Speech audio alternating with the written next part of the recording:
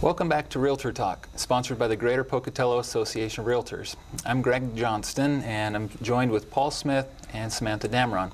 We'll continue our discussion by talking about local real estate. Everyone in town has an interest in real estate. As a local realtor, I get questioned everywhere I go, Greg, how's the real estate market? What's happening? Did my house go up or down this year? It's something that we're all concerned about as homeowners. Paul, as a real estate appraiser, can you tell us a little bit about what you're seeing out there? I can. When I first began appraising houses many years ago, one of the things that I learned was that don't worry about the peaks and the valleys. The average appreciation of a residential property historically has been between 3 and 4%. We've had our ups and downs. I've got statistics back to 1978, and we've had appreciation in double digits, and we've had depreciation in double digits. But overall, we've crept up from the 3% average to currently we're sitting about a 4% average annual increase, 3.94% since 1978, and that's annual increase. So it does go up and down each year, but on average it's about a 4% annual increase, you say? Yes.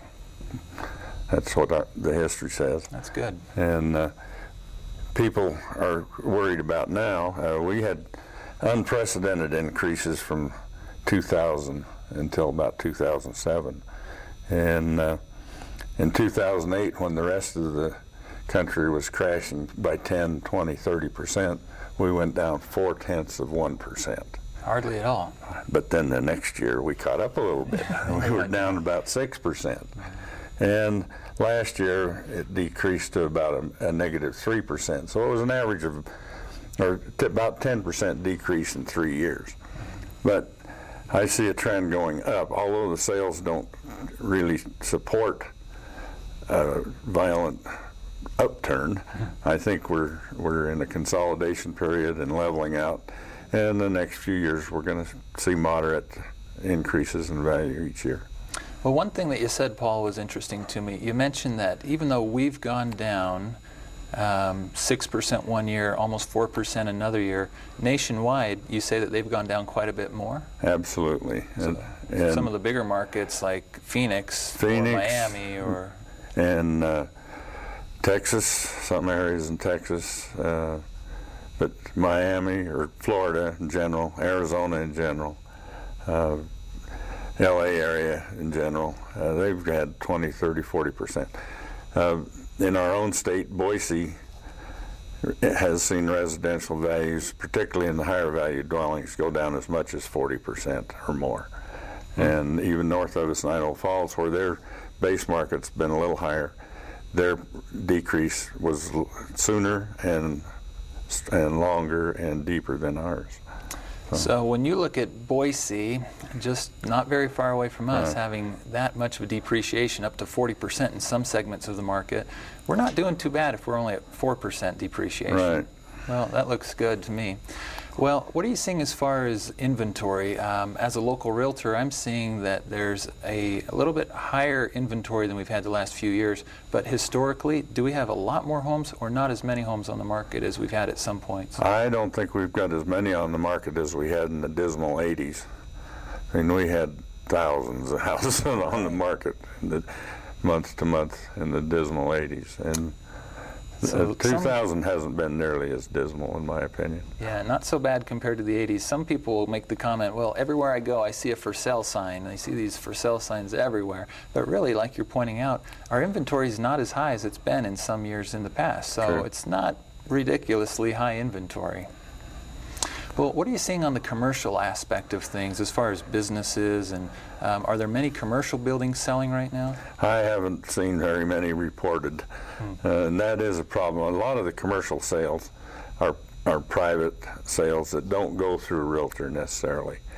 They may have been listed at one time, but they don't get sold, and then the actual sale is consummated business to business or individual to individual, and it doesn't get reported. It's difficult information to get, but there doesn't seem to be much activity.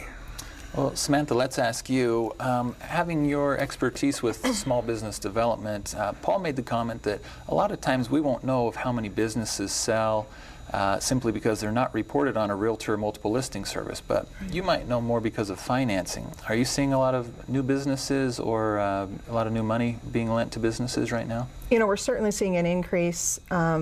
Last year was a tough year for lending. Most of the lending that was done through our office was for people that are looking to improve their existing locations, looking for money to cover inventory and operating expenses, those types of things. I think that the 2010, 2011, our year starting October 1st, I think we're going to see a very, very, very positive year going forward, already having 7 loans in our pipeline going into the new year.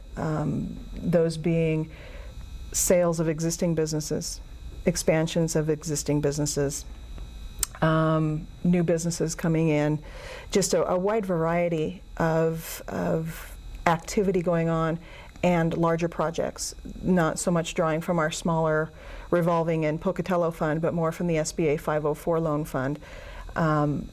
I think a lot of the reason why the sale of business does not hit your listings is because there are a lot of owners selling to key employees, to where it will not hit those listings. And we do see quite a bit of that, where someone will decide that it's time to retire and they've got a key employee in mind that knows their business and will take as good a care of it as they've done in the past. And those seem to be the typical people that are stepping up and buying those businesses. Well, that makes a lot of sense to me, and I think that that's true, that you will see a key employee or someone who knows the business step up to purchase it. I wonder, though, if other people are not expanding or purchasing because of a simple consumer confidence. As you deal with people, I guess maybe the people you deal with are a little bit more confident because they're trying to get money from you. Right. So this might be more of a question for Paul. Paul, do you see much happening with a lot of consumers not having much confidence in the economy, and that might be a reason why they're not buying or expanding right now? I'm really not involved in that segment of the economy as much as just, you know, the real property. I'm trying to be retired. Well, I can tell you what I see as a local realtor. A lot of people that I speak to do fear that if they don't have their job, or if their hours get cut back at work, or they fear that they'll be laid off, that they don't want to purchase a home. And a lot of people are a little hesitant to start a business because they don't know if it'll really take off, because they aren't having the sales with their business now that they may have been having a year ago. So I do think consumer confidence is one thing that has slowed us down. But what will it take to get that back, to get people to be confident? They want to know their job's secure, that their value of their house will start going up before they really dive in. But like you've pointed out in this segment, a lot of things aren't, they're not terrible. Values may not be going up right now, but they're not really going down dramatically. I think we're closer to a holding pattern where things are fairly flat as far as values and the number of sales. Comparing it to years in the past, we do have fewer sales right now than we've had before. But overall, our market's not doing bad at all. A lot of sellers who are trying to sell their home will be frustrated that things aren't happening, but I think there's good things to look forward to. So let's take another break, and when we come back, we'll talk about an outlook for the future and what we can reasonably expect in this economy.